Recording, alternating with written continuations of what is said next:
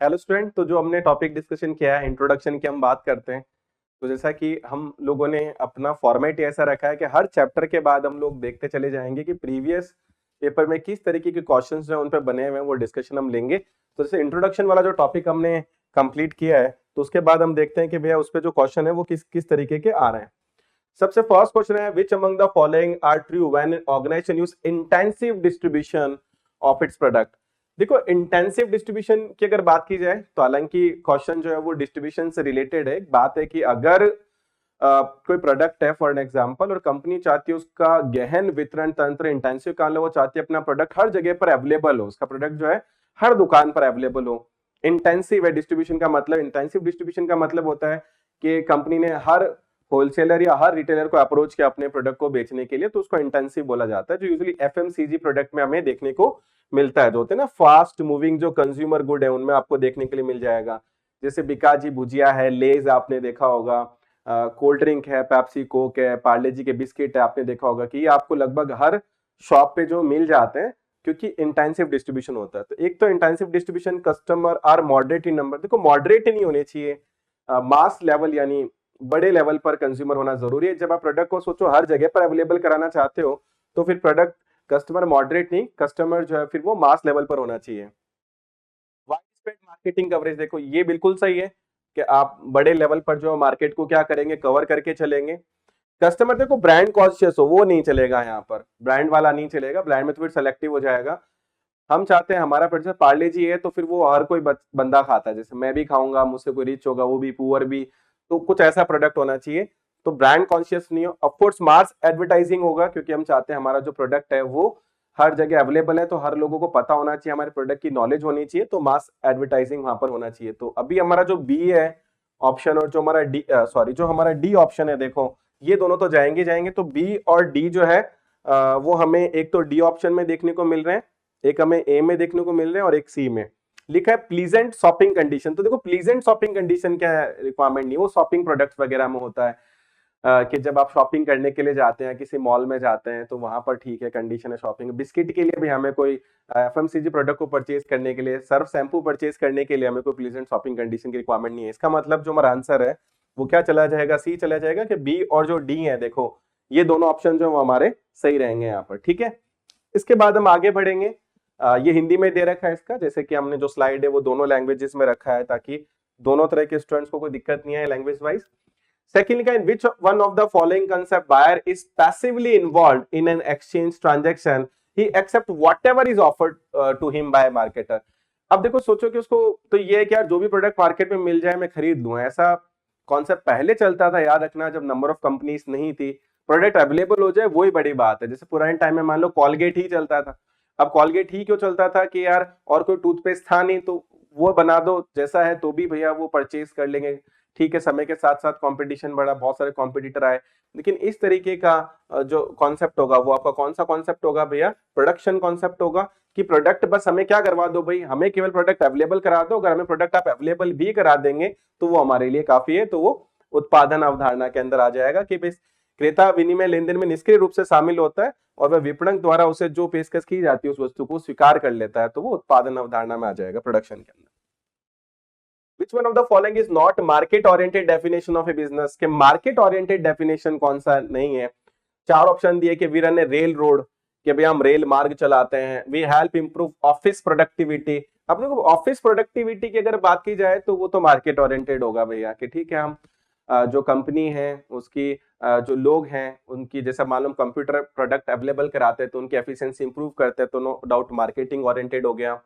We distribute information, ये भी marketing oriented हो गया, जैसे मान लो एनसाइक्लोपीडिया है या विकीपीडिया है, ये सारे बताते हैं कि हम इंफॉर्मेशन वगैरह देते हैं। गूगल हो गया जैसे इंफॉर्मेशन, तो ये नो डाउट ये आपका टोटल मार्केट ओरिएंटेड अपन कह सकते हैं। अब we run a rail road और वी सप्लाई एनर्जी, देखो वी सप्लाई एनर्जी की अगर बात की जाए ये भी मार्केट ओरिएंटेड है, कि भैया हम आपको जो एनर्जी की सप्लाई करते हैं, अब मान लो इलेक्ट्रिसिटी हो चाहे गैस की फॉर्म में हो, जो भी कंडीशन हो सकती है। लेकिन देखो we run a rail road की अगर बात की जाए, रेल मार्ग चलाते हैं, तो वो मार्केटिंग ओरिएंटेड जो है वो कॉन्सेप्ट यहाँ पर दिखाई नहीं दे रहा है। और देखा जाए तो अब ट्रेन है, जैसे मान लो आज गवर्नमेंट अगर वो चलाती है तो नॉन प्रॉफिट के लिए लगभग काम किया जाता है, या सोशल वेलफेयर पे चलता है, आपने देखा होगा मैक्सिमम, अगर हम इंडिया की अगर बात करते हैं। तो we run a rail road, तो ये यहाँ पर कोई भी हमें ऐसा समझ नहीं आ रहा है कि मार्केट ओरिएंटेड कुछ डेफिनेशन हमें दिखाई दे रही है। एक सिंगल हम एक कह सकते हैं कि पॉजिटिव साइंस वाला एक स्टेटमेंट हमें दिखाई दे रहा है बस कि हम रेल रोड चलाते हैं। तो यहाँ पर हमारा जो आंसर एग्जैक्टली वो क्या हो जाएगा, ए हो जाएगा कि ये मार्केटिंग ओरिएंटेड डेफिनेशन जो बिजनेस के पॉइंट ऑफ व्यू में दिखाई नहीं दे रही। Next, arrange the following step in a proper sequence to develop successful market offering. देखो जब भी स्टेप वाले क्वेश्चन आपके एग्जाम में आते भी काफी हैं।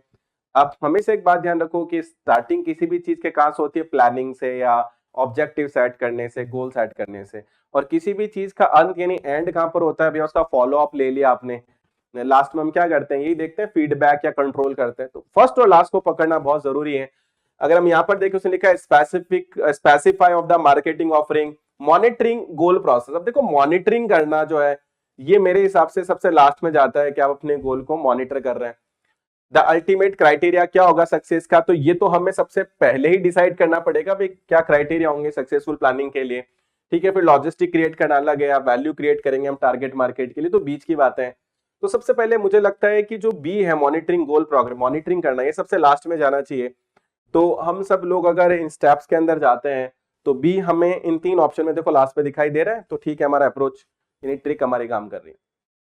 अल्टीमेट सक्सेस के क्राइटेरिया में डिसाइड करने होंगे, सबसे स्टार्टिंग में जाएगा तो सी जो है देखो वो कहां पर हमें देखने को मिल रहा है, ए डी, तो देखो सी हमें देखने को मिल रहा है यहाँ पर, यानी डी ऑप्शन के जाने के चांसेस बहुत ज्यादा है। ऑर्डर चेक कर लेते हैं, हमने क्या किया, अपने क्राइटेरिया कैसे सफल होंगे उनका निर्धारण किया, बिल्कुल सही है। फिर हमारे ई के ऊपर the value created in the target market, के जो हमारा लक्ष्य बाजार है भी उसके लिए वैल्यू क्रिएट कैसे करेंगे, ठीक है। फिर आगे उसको हम स्पेसिफाई करेंगे कि हम उनको क्या ऑफर करेंगे, फिर हम उसका लॉजिस्टिक भैया डिसाइड कर लेंगे और फिर हम मॉनिटरिंग करेंगे। इसका मतलब ये जो ऑर्डर है आपका डी वो एग्जैक्टली करेक्ट जा रहा है। और मैं आपको ये कहूंगा कि इस तरह के क्वेश्चंस अगर आपको कभी सॉल्व करने हैं तो आप सब लोग ये सबसे पहले पकड़े कि फर्स्ट स्टेप क्या हो सकता है, लास्ट स्टेप क्या है, बीच के स्टेप ऑटोमेटिकली अरेंज भी हो जाएंगे और कई बार तो एक स्टेप पकड़ने से हमारा आंसर भी आ जाता है। तो डी जो आंसर है वो हमारे यहाँ चला जाएगा। नेक्स्ट वापस से एक क्वेश्चन हमें देखने को मिल रहा है जो अरेंज करना है। देखो arrange the following stage, marketing जो प्रोसेस होता है उसका भाई क्या अरेंजमेंट होगा। तो मैंने क्या बोला, हमेशा लास्ट स्टेप तुम्हारा वही कंट्रोल या फॉलोअप्स होता है, स्टार्टिंग जो वो टारगेट वगैरह सेट करने से रहता है। तो अपन लोग उसी हिसाब से देखते हैं।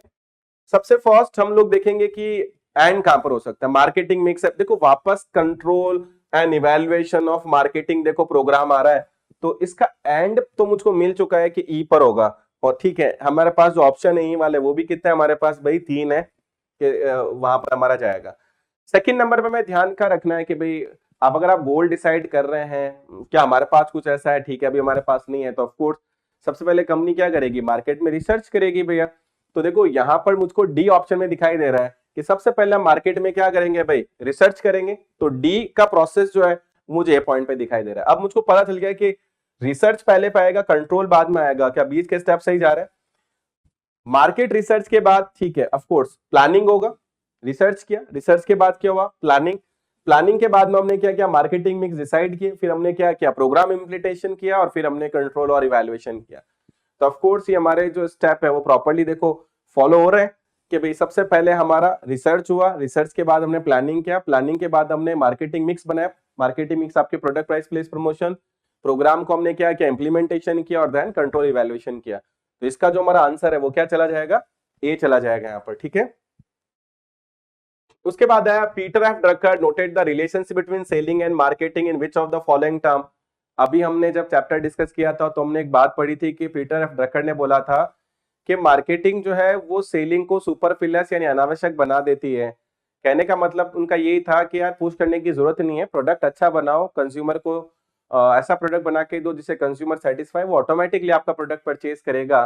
तो वहां पर सेलिंग की कोई रिक्वायरमेंट ही नहीं है। तो aim of marketing is to make selling superfluous.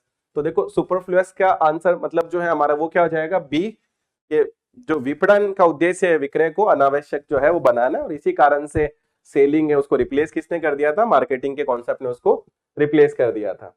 उसके बाद हम लोग जाते हैं स्टेटमेंट बेस्ड क्वेश्चन है। देखो फर्स्ट लिखा है the mindset which A company associate with a long ago era when the demand for good generally exceeded the supply. बिल्कुल सही, पहले डिमांड सप्लाई से ज्यादा होती थी, पहले नंबर ऑफ कंपनीज ही बहुत कम थी। And the primary focus in business was to effectively produce medium quantities of product, finding the customer was viewed as a relatively major function। और ये भी बात सही है कि प्राइमरी फोकस जो बिजनेस का था वो इफेक्टिवली प्रोड्यूस करना, एक मीडियम क्वालिटी या मीडियम क्वांटिटी के प्रोडक्ट वो प्रोड्यूस करते थे, और finding the customer was viewed as a relatively major function. तो वहां पर उनका भी ये था कि ठीक है, हम कस्टमर को तो आराम से पकड़ लेंगे क्योंकि सप्लाई जो है वो कम है, डिमांड है ज्यादा है, बस प्रोडक्ट हमें बनाना ही तो है।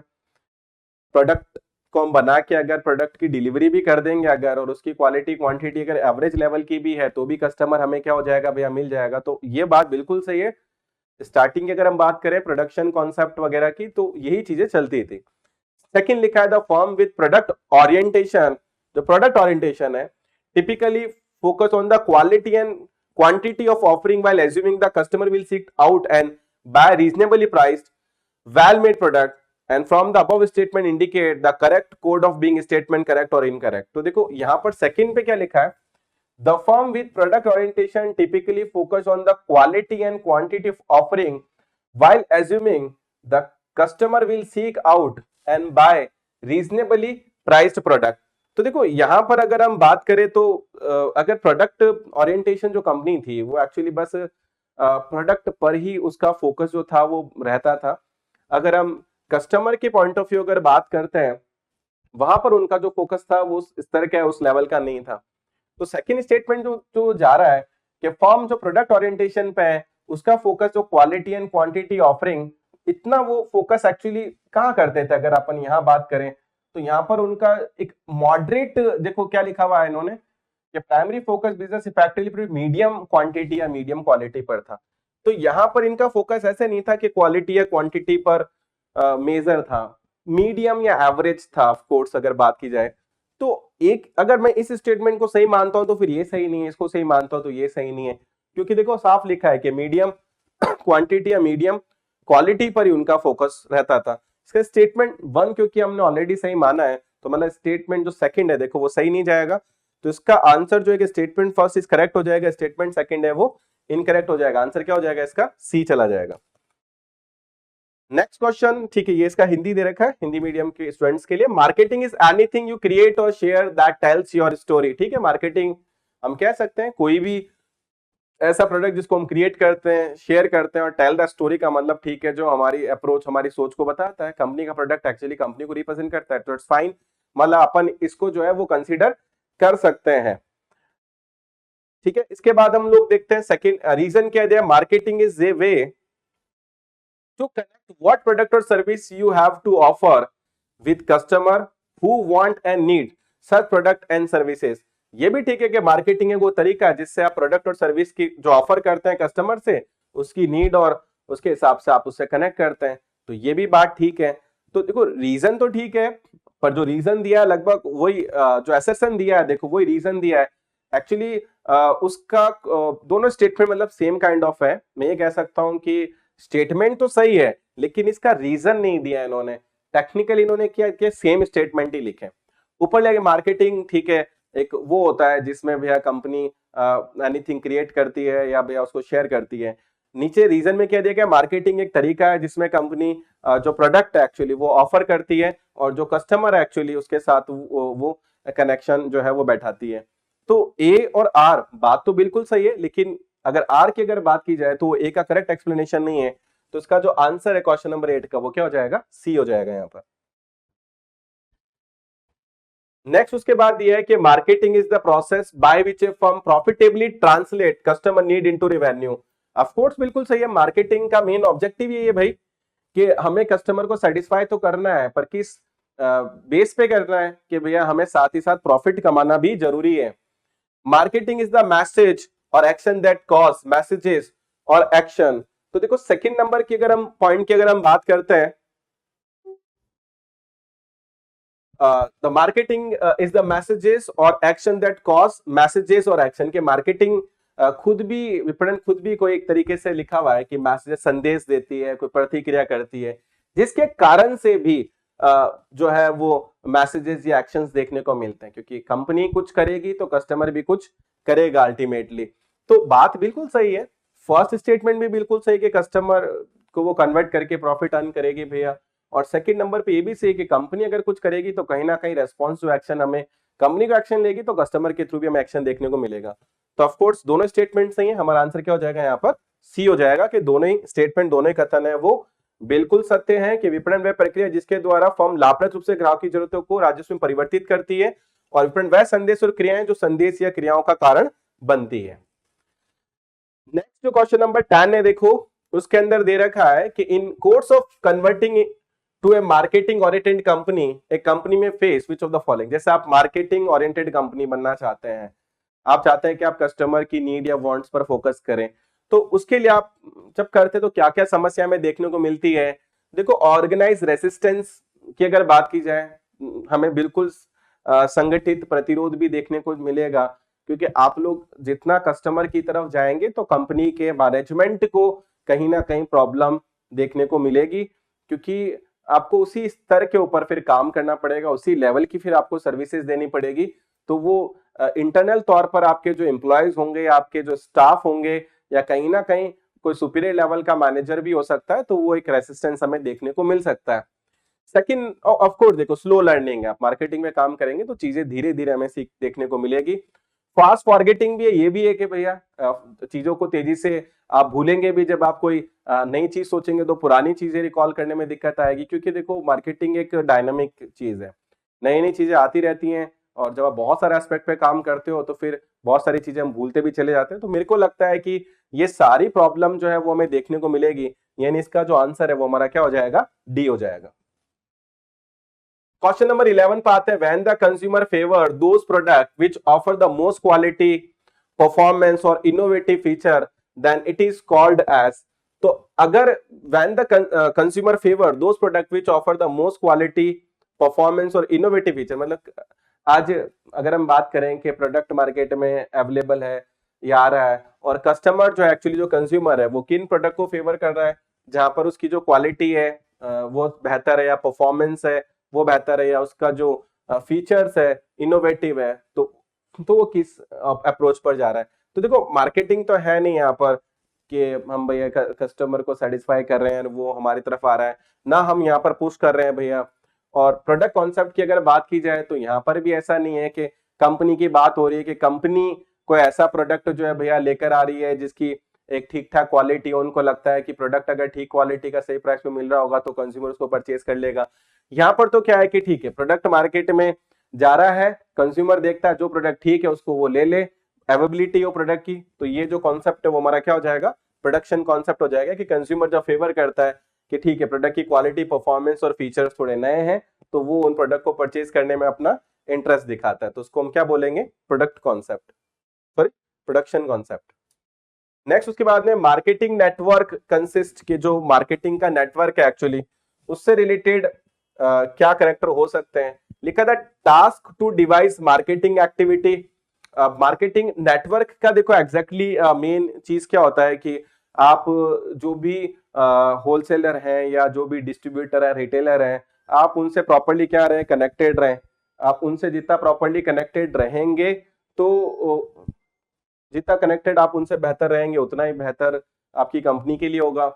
लिखा है the task of hiring training motivating employ, नहीं ये तो इंटरनल मार्केटिंग का कॉन्सेप्ट आ गया। The activity that help in designing implementing the marketing program, ये भी प्रोग्रामिंग से रिलेटेड है, जहां पर कंपनी किस तरीके से अपने जो प्रोसेस है उसके स्टेप फॉलो करेगी। The company and its supporting stakeholders with whom it has build mutually profitable business relationship. तो यहाँ पर जो कंपनी है ध्यान रखना, वो अपने स्टेक होल्डर, अब कंपनी के स्टेक होल्डर्स कौन होंगे यार, कस्टमर हो जाएगा या होलसेलर हो जाएगा, रिटेलर हो जाएगा, डेटर क्रेडिटर जो कंपनी से डायरेक्टली रिलेटेड है, with whom it's has build mutually profitable business relationship, अगर वो बना के चल रही है तो ऑफ कोर्स अपन बोल सकते हैं मार्केटिंग का नेटवर्क उसका क्रिएट हो रहा है। नेटवर्क का मतलब आप स्टेक होल्डर से जितना अच्छा रिलेशन बना के चलेंगे, आपको आपकी कंपनी के लिए बिजनेस उतना ही ज्यादा बेहतर मिलेगा। तो अगर आता है मार्केटिंग नेटवर्क क्या होगा, स्टेक होल्डर से हम जितना प्रॉफिटेबल चाहते हैं तो उनसे बेहतर रिलेशनशिप हम जो मेंटेन करके चले। तो यहां पर जो हमारा आंसर है वो क्या हो जाएगा भाई, डी हो जाएगा। क्वेश्चन 13 में, in product concept focus is on innovating and improving product. ठीक है, तो बात बिल्कुल सही है कि प्रोडक्ट कॉन्सेप्ट के अंदर ये कोशिश रहता है कि भैया कुछ इनोवेशन करें, उस प्रोडक्ट के अंदर कुछ इंप्रूवमेंट लेकर आए। In selling concept consumer are persuade to buy product. In selling बिल्कुल सही कि सेलिंग के अंदर कंज्यूमर को परसुएड किया जाता है भैया एक तरीके से कि आप हमारे प्रोडक्ट को परचेज करें, उसको राजी किया जाता है, उसको मनाया जाता है। सेलिंग में होता है पुश करते हैं, उनको मनाने की कोशिश करते हैं। और उत्पाद अवधारणा में उत्पादों के न प्रवर्तन और सुधार पर जो है वो काम किया जाता है। तो ऑफकोर्स दोनों स्टेटमेंट बिल्कुल सही है। तो यहाँ पर ए हो जाएगा हमारा कि ए और आर जो है वो दोनों आंसर करेक्ट है। क्वेश्चन नंबर जो 14 है देखो वो दिया है the set of all actual and potential buyer of product is known as. तो देखो एक्चुअली अगर हम एक्चुअल और पोटेंशियल बायर कर ले तो मार्केट है। कंपनी जो है ध्यान रखना वो एक तो वर्तमान में जो उपभोक्ता है उनको प्रोडक्ट बेच रही है, और एक भविष्य में भैया कौन उसके प्रोडक्ट परचेज कर सकता है, वो दोनों ही एट प्रेजेंट और पोटेंशियल दोनों ही जो कंज्यूमर है ध्यान रखना वो कंपनी के लिए किसका काम करेंगे, मार्केट का काम करेंगे। ठीक है। उसके बाद the selling concept is most likely to be used by firm with sell convenience good, shopping good, speciality good या अनशॉर्ट प्रोडक्ट। तो देखो जब आप आगे हम प्रोडक्ट डिस्कशन करेंगे, प्रोडक्ट का जो चैप्टर है जब हम डिस्कशन करेंगे तो वहां पर हम देखेंगे कि ये चारों तरह के प्रोडक्ट्स जो होते हैं वो हम कंज्यूमर प्रोडक्ट का जब क्लासिफिकेशन देखेंगे तो हम कन्वीनियंस है, शॉपिंग है, स्पेशलिटी है, अनशॉर्ट है, सारे प्रोडक्ट के बारे में हम बात करेंगे। पर देखो बात क्या है कि कन्वीनियंस गुड्स तो कौन से होते हैं, ठीक है, जो हम घर के पास वाली दुकान से खरीद लेते हैं, सर्फ, शैम्पू, एफएमसीजी प्रोडक्ट्स हो गए। शॉपिंग प्रोडक्ट कौन से हो गए, जैसे कपड़े, जूते वगैरह लेने हैं तो हम पर्टिकुलर शॉप पे जा रहे हैं। ठीक है। स्पेशलिटी प्रोडक्ट कौन से हो गए भैया, कुछ यूनिक प्रोडक्ट हो गए, महंगे प्रोडक्ट हो गए तो हम उनको परचेज करने के लिए जा रहे हैं। डिटेल में पढ़ेंगे हम इनके क्लासिफिकेशन को। पर अनसॉर्ट प्रोडक्ट कौन सा है, देखो जिनके बारे में लोगों को जानकारी नहीं है। जैसे अब मैं किसी को एयर प्योरीफायर खरीदने के लिए अगर बताऊं तो उसको समझाना पड़ेगा पॉल्यूशन है भैया, एयर प्योरीफायर है, वो प्योरीफाई कर देगा। तो ऐसा कोई प्रोडक्ट जिसके बारे में लोगों को भी जानकारी नहीं है वो एक्सप्लेन करना, उसको बेचना, तो वहां पर कहीं ना कहीं सेलिंग कॉन्सेप्ट आपका लग रहा है। तो इसका आंसर क्या हो जाएगा आपका, डी हो जाएगा कि अभी भी ऐसे प्रोडक्ट पर सेलिंग जो है वो कॉन्सेप्ट काम कर रहा है आपका। इसके बाद क्वेश्चन है the concept of marketing mix consisting 4P। हमने पढ़ा था भाई 4P का कॉन्सेप्ट किसने दिया है भैया, जेरोम मैककार्थी ने दिया है। ये देखो 2013 में आपका क्वेश्चन आ चुका है, और भी मल्टीपल टाइम क्वेश्चन रिपीट हो रखा है। ऐसी बात नहीं है कि 2013 से बाद में आप कर दे, रिपीटेटिव मोड में क्वेश्चन आ चुका है। तो डायरेक्ट क्वेश्चन इजीली हम सॉल्व कर सकते हैं कि जेरोम मैककार्थी ने जो है ये हमें कॉन्सेप्ट दिया है। उसके बाद क्वेश्चन नंबर 17 है हमारे पास, under which concept marketing do you find greater emphasise on technique and technology of production पर। ये केवल देखो तो जब आप टेक्निक और टेक्नोलॉजी पर ही बात कर रहे हो तो ऑफ कोर्स वो किस पे जाएगा, प्रोडक्ट, क्योंकि मार्केटिंग में हमारा कॉन्सेप्ट किस पर होता है, कस्टमर पर। सेलिंग में हमारा कॉन्सेप्ट क्या होता है भैया, प्रोडक्ट को पुश करना है भैया कंज्यूमर की तरफ। तो ऑफ कोर्स हमारा जो मेन फंडा रहेगा वो यहाँ पर क्या रहेगा, प्रोडक्ट रहेगा। कि प्रोडक्ट पर जब हम बात करते हैं तो उसकी फिर टेक्नोलॉजी या टेक्निक जो है उस पर कंपनी का जो है वो फोकस रहेगा। उसके बाद क्वेश्चन नंबर 18 है कि marketing mix which 4P are covered. तो marketing mix for product, price, place, promotion आपका। तो ऑफ कोर्स आपका देखो आंसर जो है वो ए हो जाएगा। तो कभी कभी ऐसा भी टाइम था जब इतने इजी क्वेश्चंस भी आते थे, खैर जैसे 2012 के अंदर एक क्वेश्चन आ रखा है, विच concept of marketing is based on the assumption that superior product होगा तो वो ऑटोमेटिकली बिक जाएगा। तो ऑफ कोर्स वो प्रोडक्ट कॉन्सेप्ट पर ही था कि अगर प्रोडक्ट सुपीरियर होगा तो वो ऑटोमेटिकली सेल आउट हो जाएगा। बाकी प्रोडक्शन में था अवेलेबिलिटी के हिसाब से चल जाएगा। मार्केटिंग है तो भैया कंज्यूमर सेटिस्फाई होगा तो परचेज कर लेगा। सोशल मार्केटिंग होगा अगर तो भैया सोसाइटी के बेनिफिट के लिए जो वो कंपनी काम करेगी। क्वेश्चन नंबर 20 है उसके बाद में कि हमें match the following statement with their authors के साथ हमें देखो इसको मैच कर रहा है। तो इस तरीके का क्वेश्चन तो देखो कॉन्सेप्चुअली होगा नहीं, आप नोट्स हैं जब उसको पढ़ेंगे, मैंने आपको हमेशा बोला भी है कि आप लोग जैसे फिलिप कॉटलर है तो उसकी डेफिनेशन को तो आप जरूर याद रखें, हालांकि व्हीलर है, खंडीफ है, मैककार्थी है, इनकी बहुत सारी डेफिनेशन है। खैर अब इतनी सारी डेफिनेशन देखो मैं याद करने का तो आपको सजेशन नहीं दे सकता हूं, लेकिन ठीक है मैं आपको बता सकता हूं कि इसका जो आंसर एक्चुअली वो आपको डी देखने को मिलेगा, यानी ए जो है वो थर्ड से मैच होगा आपका। यानी मार्केटिंग में pack of 4 set of variable है, जैसे प्रोडक्ट वेरिएबल है, प्राइस वेरिएबल है। तो ये बात है किसने की थी भैया, जेरोम मैककार्थी ने कही थी ये बात। सेकंड नंबर जो बी आपका वो 4 से मैच होगा, मार्केटिंग में set of marketing tools form used to pursue marketing objective in the target market. तो भैया ये फिलिप कॉटलर ने बोला। तो ये थोड़ा सा डेफिनेशन वाला पार्ट है जो आप थोड़ा सा ध्यान रखेंगे, ये याद ही करना पड़ेगा, मतलब इसमें हमारे जो कॉन्सेप्ट हैं वो तो काम आएंगे नहीं। क्वेश्चन नंबर जो 21 है देखो ये भी यहाँ पर आपका पूरा का पूरा जो है वो डेफिनेशन पर ही बेस्ड है। तो क्वेश्चन नंबर, खैर वो तो उसी का हिंदी है तो ठीक है ना, तो वो भी आपको स्टेटमेंट एज इट इज देखो वो याद रखने पड़ेंगे। तो 21 का भी मैं बता देता हूं कि यहाँ पर जो इसका आंसर है वो सी जा रहा है कि किस ऑथर ने क्या बोला है। जैसे यहाँ पर ए थर्ड से मैच होगा आपका, marketing is a delivery of standard of living है जैसे, तो ये बात किसने भी, पॉल मेजर ने बोली है। बी जो आपका वो फूड से मैच होगा, यहाँ पर marketing companies both buying and selling activity है, तो ये भैया किसने दिया, पायल ने दिया। फिलिप कॉटलर, अब देखो ऑफ कोर्स जो है वो बार बार आपके पास आ ही रहा है, तो वो थोड़ा सा आप उसको ध्यान रख सकते हैं कि सी जो है वो आपका कि marketing human activity directed certain need, ये हमने क्या डेफिनेशन पढ़ा भी था। तो सी से फर्स्ट जो है वो वैसे देखो जो केवल ए में ही मैच हो रहा है, तो आप केवल अगर कॉटलर की डेफिनेशन भी अगर पकड़ लेते हो कि भैया ये बात कॉटलर ने बोली थी, तो सी जो आपका मैच हो रहा है, सॉरी सेकंड जो आपका मैच हो रहा है, सी जो है वो सेकंड से मैच हो रहा है आपका, सेकंड जो है वो सी से मैच हो रहा है आपका, तो इस बेसिस के ऊपर भी जो है वो आप आंसर लगा सकते हैं, ठीक है ना। तो इस तरीके से आप इस क्वेश्चन को जो सॉल्व कर सकते हैं, ट्रिकली जा सकते हैं कि मुझको रे की डेफिनेशन याद थी फिलिप कॉटलर की, और फिलिप कॉटलर जो सेकंड नंबर वो किससे मैच हो रहा है, मार्केटिंग ह्यूमन एक्टिविटी है, तो सेकंड अगर सी से मैच हो रहा है तो वो केवल ऑप्शन नंबर हमें सी में दिखाई दे रहा है। तो ठीक है, हम थोड़ा बहुत ट्रिकली जा रहे हैं क्योंकि इतने सारे ऑथर की देखो डेफिनेशन ऑफ कोर्स याद रखना आसान नहीं है। ओनली मेरे को खुद को भी बहुत सारे भाई ऐसे स्टेटमेंट याद नहीं है, तो मैं उसके लिए आपको क्या सजेशन दूंगा। हु कॉइन्ड द एक्सप्रेस, देखो मार्केटिंग मिक्स, और मैंने आप लोगों को बताया कि मार्केटिंग मिक्स जहां पर अगर बात आती है तो ऑफ कोर्स जेम्स कुलिटन आपके पास ऑप्शन में, नील बॉर्डन होता तो ठीक है हम उसको आंसर लगाते, पर आपको पता है हेनरी फ्योल है, वो तो मैनेजमेंट में 14 उन्होंने आपको पता होगा कि प्रिंसिपल दिए हैं। पीटर ड्रकर है तो आपको पता होगा कि भी मैनेजमेंट में एमबीओ वगैरह के कॉन्सेप्ट इन्होंने दिए हैं। मास्लो का आपने नीड हायरार्की थ्योरी पढ़ा होगा मैनेजमेंट में, तो जेम्स कुलिटन ही है जिन्होंने क्या दिया है, मार्केटिंग मिक्स का कॉन्सेप्ट दिया। तो समझो इंट्रोडक्शन में डायरेक्ट क्वेश्चन जो है वो देखने को मिलते हैं भाई। उसके बाद एक्सचेंज कॉन्सेप्ट है आपका, जो हमारे नोट्स में खैर दे रखा है। एक्सचेंज का मतलब ही क्या होता है कि बायर और जो सेलर है एक्चुअली वो प्रोडक्ट्स को एक्सचेंज करते हैं। तो exchange of product between seller and buyer covering distribution and price aspect, तो बिल्कुल ये एक्सचेंज की डेफिनेशन ही है, एक्सचेंज कॉन्सेप्ट के ऊपर यही है।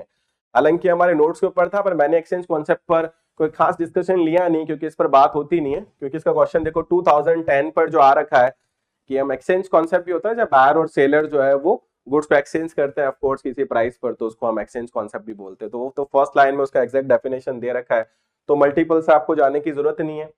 उसके बाद वापस आया 4P एलिमेंट या मार्केटिंग मिक्स में 4P किसने दिया है, तो हमें पता है भैया वो जेरोम मैककार्थी ने दिया है। तो वापस से देखो क्वेश्चन मल्टीपल टाइम रिपीट हो रहा है। 25 में आए मार्केटिंग प्रोसेस इन्वॉल्व, के मार्केटिंग की प्रोसेस में क्या इन्वॉल्वमेंट, किसका इन्वॉल्वमेंट रहता है। तो देखो आपको याद होगा हमने पढ़ा था टाइम यूटिलिटी मिलता है मार्केटिंग में, प्लेस यूटिलिटी मिलता है, ऑनरशिप यूटिलिटी मिलता है। हमने फर्स्ट इंट्रोडक्शन की फर्स्ट स्लाइड में इसी चीज को डिस्कशन किया था। ऑफ कोर्स इसका आंसर डी हो जाएगा, क्योंकि मार्केटिंग का मतलब भी हमने क्या समझा था, कंज्यूमर की यूटिलिटी देना। वो time utility, form utility, place utility, ownership यानी टाइटल यूटिलिटी, है ना। ऑनरशिप यूटिलिटी कौन सी होती है, टाइटल यूटिलिटी होती है जो हमें रिटेलर से मिलती है जब हम प्रोडक्ट को परचेज करते हैं। यानी सारे के सारे ऑप्शन सही हो जाएंगे यहाँ पर। क्वेश्चन 26 पर आते हैं, मॉडर्न मार्केटिंग कंसेप्ट है भैया। मॉडर्न मार्केटिंग कंसेप्ट याद होगा आपको किसने दिया है, फिलिप कॉटलर ने बात की है। और फिलिप कॉटलर ने याद होगा जो लास्ट वाला पी दिया वो क्या दिया था, परफॉर्मेंस दिया था। यानी परफॉर्मेंस का मतलब प्रॉफिट जो है वो ऑफ कोर्स रहेगा। तो सेल्स मैक्सिमाइजेशन है, कस्टमर सेटिस्फेक्शन है, प्रॉफिट मैक्सिमाइजेशन है, वेल्थ मैक्सिमाइजेशन है। तो अगर मॉडर्न मार्केटिंग कॉन्सेप्ट की अगर हम बात करते हैं तो ऑफ कोर्स देखो प्रॉफिट मैक्सिमाइजेशन जो है वो तो हमारा कॉन्सेप्ट है ही, लेकिन मिलेगा कैसे, ये भी बात है कि प्रॉफिट मैक्सिमाइजेशन मिलेगा हमें कस्टमर सेटिस्फेक्शन से। जो कॉटलर एक्चुअली उन्होंने जो पी दिया उसमें एक पी किया था पीपल, पीपल में हमने दो पढ़ा था कि भैया एक तो कंपनी के एम्प्लॉयज हो गए जैसे वो सेटिस्फाई हो, और दूसरे नंबर पे जो है वो कस्टमर सेटिस्फेक्शन होना चाहिए। कस्टमर सेटिस्फाई होगा तो फिर उसकी जो परफॉर्मेंस है वो हम प्रॉफिट पे आके देखेंगे। हालांकि मॉडर्न में हमें दोनों दिखाई दे रहे हैं, ऑफकोर्स सी बात है कि कस्टमर सेटिस्फेक्शन प्रॉफिट है, लेकिन ऑफकोर्स मार्केटिंग तब तक काउंट ही नहीं होगा जब तक कस्टमर सेटिस्फेक्शन पे बात ही नहीं होगी। तो हमारी फर्स्ट प्रायोरिटी जो है वो किस पे रहेगी भैया, कस्टमर सेटिस्फेक्शन पे रहेगी। 26 का आंसर बी हो जाएगा। Who propounded 4P of marketing, देखो वापस से क्वेश्चन जो है मल्टीपल टाइम रिपीट हो रहा है कि किसने दिया भैया, जब मैकार्थी ने दिया है 2007 में भी देखो एक क्वेश्चन आ चुका है। मार्केटिंग कॉन्सेप्ट का देखो मीनिंग क्या होता है, क्वेश्चन नंबर 28 दे रखा है ये भी 2004 दिसंबर का है। Firm should produce only what their predetermined consumer would be willing to buy. बिल्कुल सही है कि आप वही प्रोडक्ट बनाए जो कस्टमर परचेज करना चाहता है। Firm should persuade customer to buy, ये तो सेलिंग हो गया, परसुएड कर रहे हैं। The consumer will buy the product which offer them highest quality, तो ये प्रोडक्ट के ऊपर आ चुका है। यानी क्वेश्चन नंबर जो 28 है एक्चुअली उसका आंसर क्या हो जाएगा आपका, ए हो जाएगा। ठीक है। Question number 29, according to the marketing concept different function areas of the firm should blend their effort in order to maximize. तो देखो मार्केटिंग पूरा ही एक ही चीज पर फोकस है, जहां मार्केटिंग कंसेप्ट आ जाए, क्योंकि मार्केटिंग का जो अल्टीमेट जो गोल है वो एक ही है, क्या, कस्टमर को सेटिस्फाई रखना या उसको संतुष्टि देना। 30, in line and staff form the function of marketing manager is to. तो देखो लाइन और स्टाफ की अगर बात की जाए ना, तो ध्यान रखना marketing manager actually staff manager होता है, और स्टाफ का काम एक ही होता है, क्या, एडवाइस देना। अगर आप, ठीक है, मैनेजमेंट में अगर आप लोगों ने अगर मैनेजमेंट में मैनेजमेंट ऑर्गेनाइज स्ट्रक्चर पढ़ा होगा, तो लाइन स्टाफ आपने पढ़ा होगा। तो लाइन अथॉरिटी का तो काम होता है भैया ऑर्डर इंस्ट्रक्शंस जो देते हैं, लोगों से काम करवाना है। और जो स्टाफ है, ध्यान रखना, उसका काम क्या होता है, एडवाइस देना। मार्केटिंग मैनेजर किसके अंदर आता है, ध्यान रखना, स्टाफ मैनेजर में आता है। स्टाफ मैनेजर के अंदर आएगा तो वो क्या देगा, एडवाइस देगा। तुम्हारा आंसर इसका क्या हो जाएगा, डी हो जाएगा, क्वेश्चन नंबर 30 का। ठीक है, खैर की है। तो इस तरीके से हम लोगों ने जो है देखो काफी क्वेश्चन डिस्कस किए हैं, 30 क्वेश्चन हमने डिस्कस किए हैं। 2004 से लेकर 2023 तक लगभग हमने क्वेश्चन डिस्कस किए हैं। काफी क्वेश्चन आपको अंदाजा लगा होगा इंट्रोडक्शन से किस तरीके के आ सकते हैं, और आप टैली करेंगे। आप फॉर एग्जांपल 2 या 3 वीडियोस जो मैंने डाले हैं, आप फर्स्ट वीडियो पढ़ें, सेकंड पढ़ें, फिर आप क्वेश्चन आंसर को देखेंगे तो आपको लगेगा कि हाँ आप इजीली इसके क्वेश्चन सॉल्व कर सकते हैं। ऐसे ही हम कोई चैप्टर पढ़ेंगे, उसके प्रीवियस ईयर के क्वेश्चन डिस्कस करेंगे, तो हमें खुद को पता चलता रहता है चैप्टर कितना समझ में आया है, हमसे कितने क्वेश्चन हो रहे हैं। और आपको लगता है चैप्टर पढ़ा मैंने, समझ में आया, उससे क्वेश्चन हमारे प्रीवियस एग्जाम के सारे सॉल्व हो रहे हैं। 2023 तक लेटेस्ट जो पेपर है वहां तक के क्वेश्चन हमसे सॉल्व हो रहे हैं। इट मीन्स हमारी तैयारी है वो परफेक्ट चल रही है। इसी तरीके से हम चैप्टर वाइज चैप्टर जो है वो चीजों को सॉल्व करेंगे, क्योंकि हमारा जो टारगेट है एक्चुअली वो जेआरएफ ही है। क्योंकि पीएचडी हमें करनी तय है, जब हम कॉलेज में जा रहे हैं तो स्कॉलरशिप तो देखो हमें लेना ही है, और जेआरएफ के लिए इस लेवल की प्रिपरेशन करना भी हमें जरूरी है। और ये भी है कि आपको कोई भी एडिशनल बुक परचेज करने की जरूरत नहीं है, कुछ भी क्वेश्चन बैंक परचेज करने की जरूरत नहीं है, वो सब कुछ आपको यहीं से मिलेगा। बस आप यूट्यूब चैनल जो है अश्वनी मेहरा क्लासेस को सब्सक्राइब कर लें, और इवनली प्ले स्टोर पर अश्वनी मेहरा क्लासेस नाम से ऐप आप उसको डाउनलोड कर लें, ताकि आपको इस तरीके के वीडियोस जो है कोर्सेज हैं वो आपको मिल जाएंगे। Thank you.